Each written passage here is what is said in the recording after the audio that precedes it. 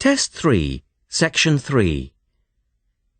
In this section, you will hear a discussion between a male interviewer and a woman who is the manager of a major bookstore.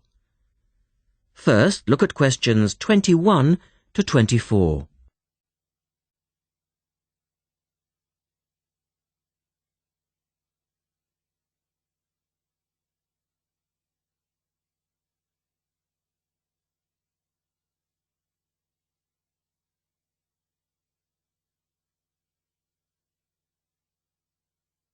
Now listen to their conversation and answer questions 21 to 24. The start of a new academic year is a challenge for booksellers. Lee Rogers talks to one major bookstore manager. Jenny Farrow, you're the manager of Dalton Books, and you sell an awful lot of books to students, don't you? Yes, we do. How do you manage to make sure that you're going to have the books students need when all the new courses begin?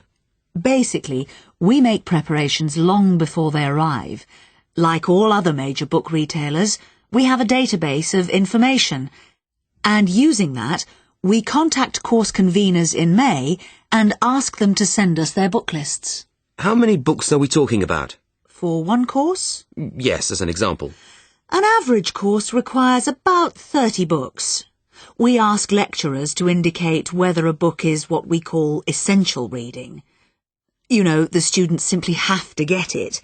Or whether it's what they would term recommended reading.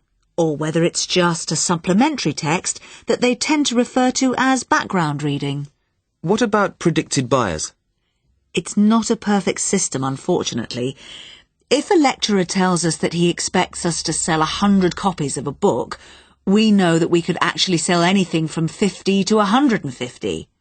That's why in practice, when it comes to ordering, it's a lot safer to go by the previous year's sales figures, if that's possible, of course, if we've sold the book before. We also build other factors into the equation, including the type of course that the books are for, the student's year group, and a measure of our own judgment. And these criteria make a fairly accurate guide? As accurate as we can be, yes. Look at questions 25 to 30.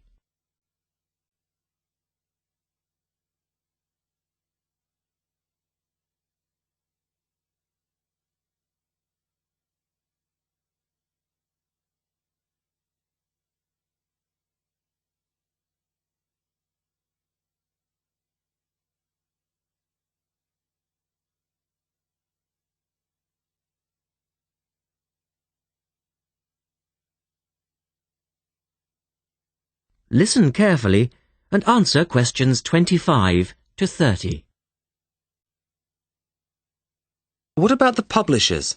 Do they take an active role in promoting new books? Certainly. The academic and professional publishing market is worth about £700 million a year, so publishers go to some lengths to make sure their books are known. The standard procedure they use is to mail out catalogues to lecturers or colleges and universities. That's been the main form of promotion for years. Now, of course, they can also post details of new or revised works on websites. Some even go so far as writing individual letters to the appropriate lecturers in order to let them know what's coming up. The lecturers then contact you if they're interested? That's right. The publishers send us, the booksellers, inspection copies.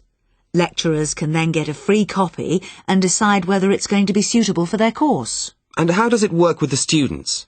What are they looking for and who helps them most?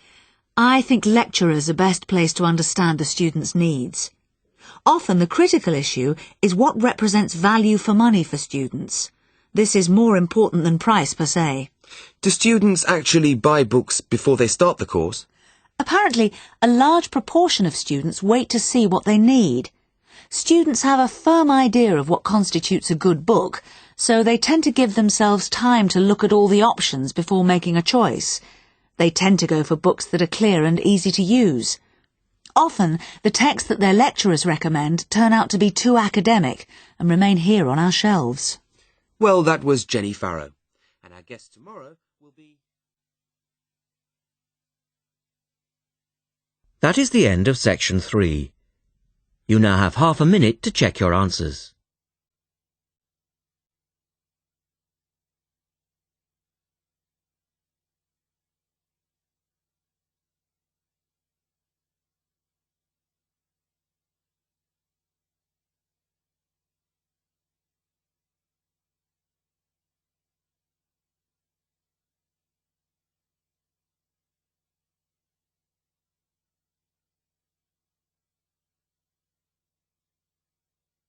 Now turn to section 4 on page 75.